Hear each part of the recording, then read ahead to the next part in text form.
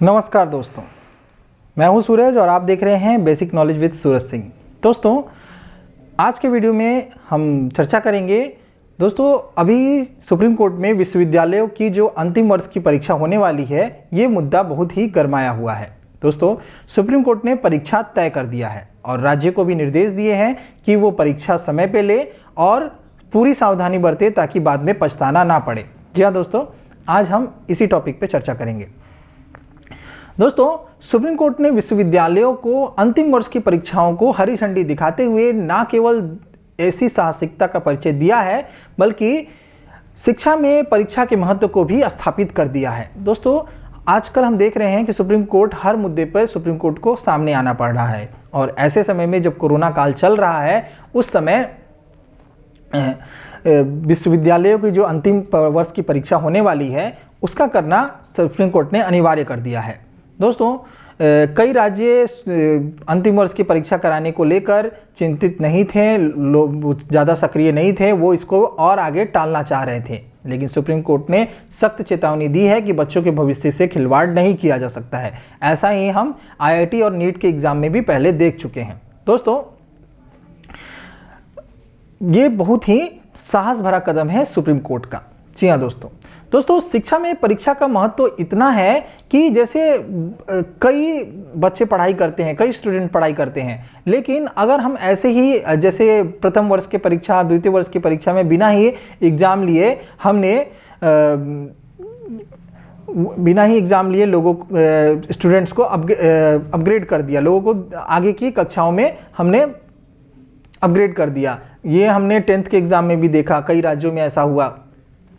तो दोस्तों, शिक्षा में परीक्षा का बहुत ही ज़्यादा महत्व है। अगर हम परीक्षा नहीं लेंगे तो फिर शिक्षा का जो स्तर है वो गिरता जाएगा, शिक्षा का स्तर गिर जाएगा और जो हम आगे बच्चों को देना चाह रहे हैं, बच्चों के भविष्य से भी बहुत बड़ा खिलवाड़ होगा। जो पढ़ने वाले स्टूडेंट्स हैं उनके लिए ये बहुत ही डीमोटिवेट करने वाला बात होगा। और अगर लड़के पढ़ेंगे नहीं, ऐसे ही उनको डिग्री दे दिया जाएगा, तो फिर आगे चल के वो किसी काम के नहीं रहेंगे।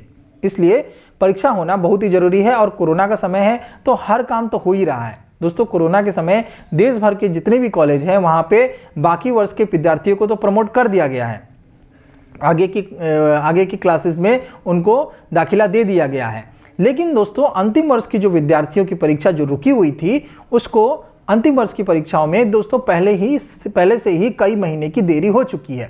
सुप्रीम कोर्ट के जो ताज़ा फैसला आया है, सुप्रीम कोर्ट ने जो ताज़ा फैसला दिया है, उसमें सितंबर महीने तक इन परीक्षाओं को कोई भी राज्य टाल सकती है। लास्ट 30 सितंबर का समय दे दिया गया है राज्यों को, लेकिन बिना परीक्षा लिए किसी को भी डिग्री नहीं दी जा सकती, ऐसा सुप्रीम कोर्ट ने कहा है। दोस्तों, सुप्रीम कोर्ट के फैसले से यह संकेत मिलता है कि विश्वविद्यालयों को हर हाल में इस साल अंतिम वर्ष की परीक्षा लेनी ही पड़ेगी। यह सुप्रीम कोर्ट ने सख्त चेतावनी दे दी है राज्यों को। दोस्तों, कोई भी राज्य परीक्षाओं को स्थगित कर सकता है लेकिन रद्द नहीं कर सकता, यह सुप्रीम कोर्ट के वर्डिंग है। मतलब आप परीक्षाओं को स्थगित कर सकते हैं, थोड़ा आगे बढ़ा सकते हैं अगर आपके राज्य में कोरोना बहुत ज़्यादा अपने चरम पर है, लेकिन आप एग्जाम्स को रद्द नहीं कर सकते हैं। बिना एग्जाम लिए बच्चों को डिग्री नहीं दे सकते। दोस्तों, सुप्रीम कोर्ट के लिए ये फैसला आसान नहीं था। सुप्रीम कोर्ट भी बहुत ही सोच समझ के ये फैसला लिया है। दोस्तों, जब कोर्ट में जेईई और नीट को मंजूरी मिल गई, कोर्ट ने, आपको इसके पहले की वीडियो में हमने बताया है कि सुप्रीम कोर्ट ने जेईई और नीट की जो एग्जाम थे उसके लिए मंजूरी दे दी थी। कितने लोगों ने विरोध किया, पूरी विपक्षी पार्टियां फिर से सुप्रीम कोर्ट के पास चली गई, लेकिन सुप्रीम कोर्ट ने अपना फैसला नहीं बदला। तो दोस्तों, अगर अंतिम वर्ष की परीक्षाओं को रोकने के अगर जो तर्क हैं वो अगर कमजोर पड़ गए, तो ये जो सुप्रीम कोर्ट का जो फैसला है वो बहुत ही लग रहा था कि सुप्रीम कोर्ट ऐसा ही फैसला देगी, इसलिए इसमें हमको अचंभित होने वाली कोई बात नहीं है। दोस्तों, लेकिन सुप्रीम कोर्ट की इस डिसीजन के बाद राज्यों की चिंता बढ़ जाएगी। दोस्तों कई याचिकाओं में कोविड-19 की वजह से परीक्षा रद्द करने की मांग की गई थी। राज्यों ने कई तरह की याचिकाएं सुप्रीम कोर्ट के पास डाली थी। उसमें कहा गया था कि इन परीक्षाओं को रद्द कर दिया जाए और बिना एग्जाम लिए ही बच्चों को डिग्री दे दिया जाए। परीक्षा रद्द करने के समर्थकों का यह कहना है कि अगर अंतिम वर्ष के जो विद्यार्थी हैं वो 2, 3 या 4 वर्ष की परीक्षाएं पहले ही दे चुके हैं, मतलब वो अपने सेमेस्टर्स के एग्जाम दे चुके हैं, और अगर लास्ट का ये एग्जाम ना भी दे तो क्या फर्क पड़ता है दोस्तों। और जो स्टूडेंट्स हैं उनके पूर्व प्रदर्शन को देखा जाए और उनके पूर्व प्रदर्शन के आधार पर अंतिम वर्ष के लिए अंक देकर उनको उपाधि दे दी जाए। ये तर्क थे एग्जाम्स को रद्द करने वाले जो राज्य हैं या फिर जो लोग हैं उनका। लेकिन दोस्तों ये इसके बारे में, इसके खिलाफ जो तर्क आया था उसमें यह कहा गया कि अंतिम वर्ष की जो विशेषता है और परीक्षा का जो महत्व है वो इससे खत्म हो जाएगा। और जो लास्ट जो दोस्तों एक हमारे स्कूल्स में भी होता था, जैसे हम फर्स्ट टर्म का जो एग्ज़ाम होता था, सेकंड टर्म का जो एग्ज़ाम होता था, उसमें हम उतना सीरियसली नहीं होते थे। लेकिन जो लास्ट एग्ज़ाम होता था जिसमें कि हमें प्रमोट होना होता था अगले क्लास में, उस समय हम बहुत ज़्यादा सीरियसली होते थे। तो वैसा ही है अंतिम वर्ष की परीक्षा के बारे में ही। तो दोस्तों अगर इस तरह से किया जाएगा तो उसकी विशेषता खत्म हो जाएगी। इसलिए दोस्तों सुप्रीम कोर्ट ने अंतिम वर्ष की परीक्षा के महत्व को सिद्ध कर दिया है और शैक्षणिक लिहाज से गुणवत्ता को बनाए रखने के लिए भी ये बहुत ज़्यादा जरूरी है। दोस्तों अगर शिक्षा में गुणवत्ता नहीं रहेगी तो फिर क्या होगा। हम जो बच्चे पढ़ के निकलेंगे, अगर इंजीनियर निकलेंगे तो वो ऐसे ही ढहते हुए ब्रिज बनाएंगे। अगर मेडिकल के जो स्टूडेंट्स हैं उनमें अगर पढ़ाई में गुणवत्ता नहीं रहेगी तो वे ऐसे ऑपरेशन करेंगे जिससे कि रोगी की जान पे ही बनाएगी। तो इसलिए गुणवत्ता बहुत ज़्यादा जरूरी है और सुप्रीम कोर्ट ने यह सिद्ध कर दिया है कि भाई गुणवत्ता से कोई समझौता नहीं। दोस्तों कोर्ट ने फैसले से यह बता दिया है कि आंतरिक आकलन पर्याप्त नहीं है, आपको एग्जाम लेना पड़ेगा। दोस्तों हमारे न्यायमूर्ति जो हैं अशोक भूषण, न्यायमूर्ति सुभाष रेड्डी और न्यायमूर्ति एम.आर. शाह ने वीडियो कॉन्फ्रेंसिंग के जरिए यह फैसला सुनाया है। दोस्तों इस फैसले के आने के बाद जो यूजीसी है हमारा विश्वविद्यालय अनुदान आयोग, उसके महत्व और उसका जो काम है वो काफ़ी बढ़ गया है। दोस्तों विश्वविद्यालय अनुदान आयोग जो है उसका अब वैल्यू काफ़ी बढ़ गया है। अगर राज्यों को ये लगता है कि वे अभी परीक्षा आयोजित नहीं कर सकते हैं तो उनको राहत के लिए यूजीसी जो है विश्वविद्यालय अनुदान आयोग है उससे संपर्क करना पड़ेगा। यूजीसी ने अंतिम वर्ष की परीक्षाओं को रद्द करने के लिए दिल्ली और महाराष्ट्र सरकार के फैसलों पर सवाल उठाए थे। दोस्तों दिल्ली और महाराष्ट्र सरकार ये पहले गवर्नमेंट थी जो उसने अंतिम वर्ष के जो एग्ज़ाम थे उसको रद्द करने के लिए यूजीसी के पास नहीं गए थे, वो फैसला सुना दिया था उन लोगों ने।